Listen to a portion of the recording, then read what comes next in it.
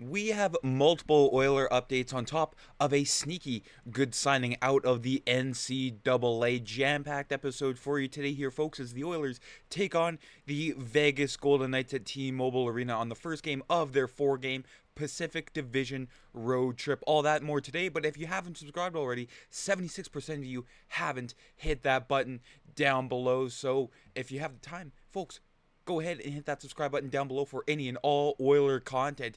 Two big games here on this road trip tonight against the Vegas Golden Knights and Saturday afternoon against the LA Kings. So be sure to stay tuned here for the channel for anything and everything Edmonton Oiler related. But without further ado, hand Buckeye coordination. Yes, the Edmonton Oilers looked towards the NCAA for a college-free signing the Ohio State Buckeyes' Damien Carfagna to a 2-year entry-level contract starting next season. Of course, he spent 3 years in the college system there, first with the University of New Hampshire before moving on to the Ohio State University Buckeyes in 34 games the last season. 2 goals, 4 points for 2 goals and 4 assists, I should say, for 6 points. And then this season took a big step forward with the Buckeyes with 28 points in 38 games with 7 goals in 21 apples there. Of course, he was 5th in team scoring, 2nd in defenseman team scoring there with, again, 7 goals and 21 assists there. What a name at the top there. Gunnar Wolf Fontaine. Hopefully the Oilers take a look at him absolutely just for that name alone. But when it comes to just a small scouting report here, I haven't seen too many Ohio State games this season. Of course, they were just eliminated in the NCAA hockey tournament there. Of course, the hockey equivalent to March Madness. But when it comes to Damien Carfagna, his dimension is defense, ensuring attackers have no room to breathe when he is on the ice. Nonstop scanning and on the hip positioning allows him to outright eliminate players in transition. He keeps his gaps tight, drives plays to the perimeter, then swings across and gets the breakup. Of course, just looking at not just the stats there, but 6 feet in 185, so of course, not a huge defenseman at all, but of course, fantastic skater from all of these scouting reports I've seen, and someone who is very confident. Now, when it comes to the Oilers and restocking the prospect pool, of course, looking ahead to Europe and the NCAA will be a fantastic way to sort of, get some more players without, making any trades to use those assets they already have. And Bob Stauffer sort of hinted at that. Of course, in the German league, they're looking at Josh Szymanski there from the Straubing Tigers. Had a video on that last week, so they've already started on that. But Stauffer gives some more hints as to what the Oilers are going to do. They got some commitments out of a couple of players. One that's going to be a good prospect for the American Hockey League to start. Of course, over in the KHL, they have Maxim Beryozkin in his team barreling through the KHL playoffs, so we'll have to take a closer look at him. And another one that's coming that's probably going to be on the Oilers NHL team next, both forwards. It would not surprise me if the Oilers added 3 or 4 forwards out of Europe, maybe a player or two out of the NCAA, but the order is going to be much more proactive in this field to improve the overall 50-man roster for Edmonton. Of course, Stan Bowman with the Chicago Blackhawks really loved his European free agents. There are Artemi Panarin and Pia Suter. Dominic Cahoon just named 3 players that have, he's noticed over in Europe and brought them over. So hopefully he takes that same step in Edmonton, takes that same step forward to, of course, just restocking the prospect pool, because it's very, very bare in Edmonton. Not only that, but of course, the lack of picks for this year. They only have 3 picks, 1 in the 3rd round and then 2 in the last 2 rounds. He's 6th in the 7th. Of course, they spent the 2026 first rounder on Jake Wallman, so their next their next first rounder doesn't come until 2027. So some creativity is going to be needed from Oiler management. So I'm very excited to see what Damien Carfagna can bring to the Oilers organization. I always love me a puck-moving defenseman. Sure, defensemen that can hit, they're far and few between, but I always love me a puck-moving defenseman. That's why I have such an affection for Evan Bouchard, although many do not. But let's take a look ahead to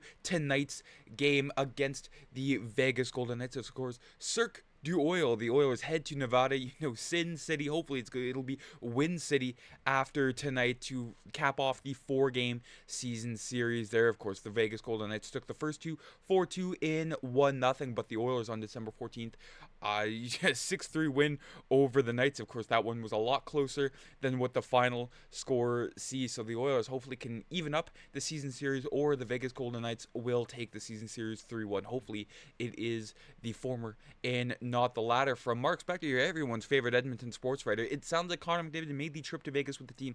After all, of course, it was hinted that he wouldn't make the trip to Vegas, or at least the trip to begin and hopefully join the team in California. But he did make the trip. But while Trent Frederick and Evander Kane are expected to take the morning skates with the team today, 97 seems less likely to do so. We'll be there to report in. Good news, folks.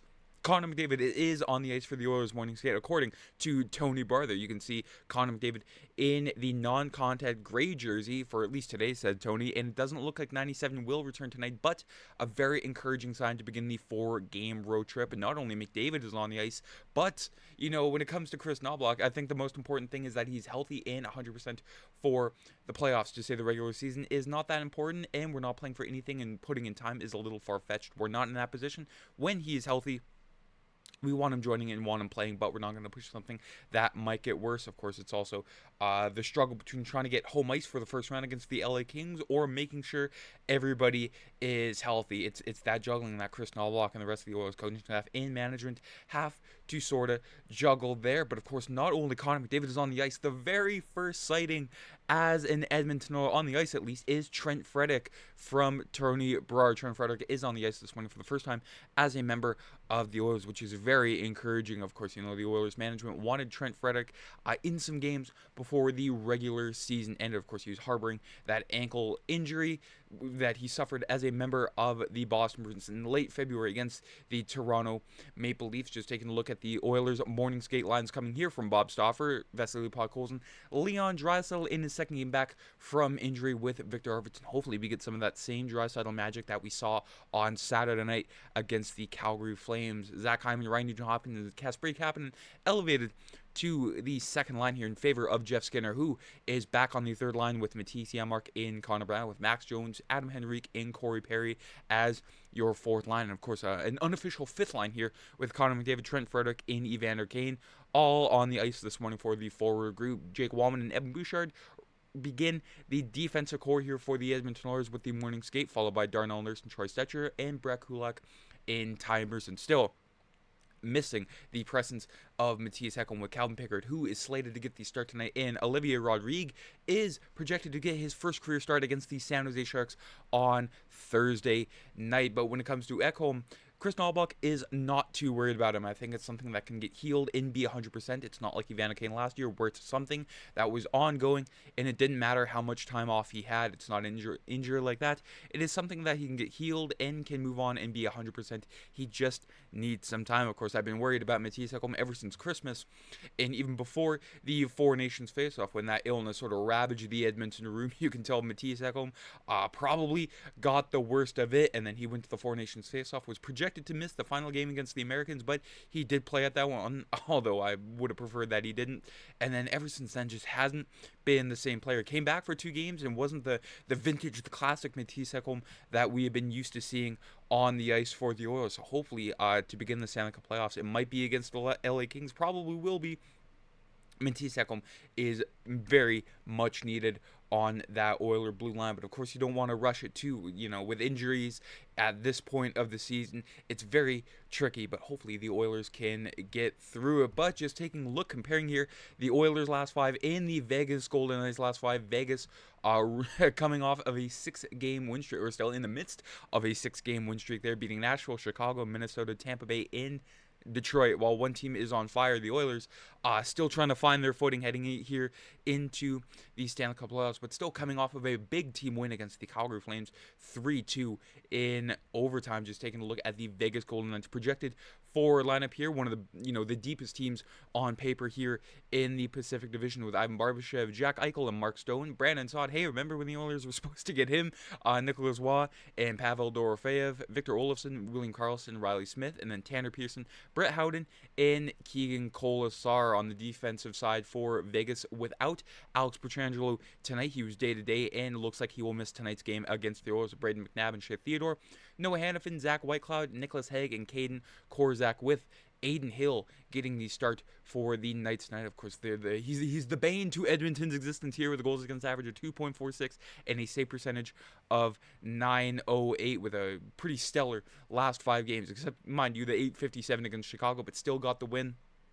Adin Hill and the Vegas Golden Knights are on fire. But I mean, these are two fantastic teams offensively. They're top 2 in shots on goal for, with Edmonton almost cracking the 1900 mark and Vegas at the 1830 mark. So lots of offense tonight. Hopefully that we can see, and not just another 1-0 game that we saw earlier in the season here. But the Oilers with Draisaitl again, still without McDavid, still without Ekholm. But I mean, anything can happen in the NHL. It'll be a very interesting game. Still lots to play for Vegas in Edmonton. Vegas with a win tonight can clinch a playoff spot, while Edmonton with a win tonight will again tie the LA Kings for second in the Pacific there. Of course, the LA Kings had multiple games in hand on the Oilers, but now they are at 73 apiece alongside with the Vegas Golden Knights. You can see they're Vegas with a 6-game win streak, and LA and Edmonton still jockeying for that second spot. I mean, Calgary just will not go away, 7 points behind the Edmonton Oilers last night following a 3-2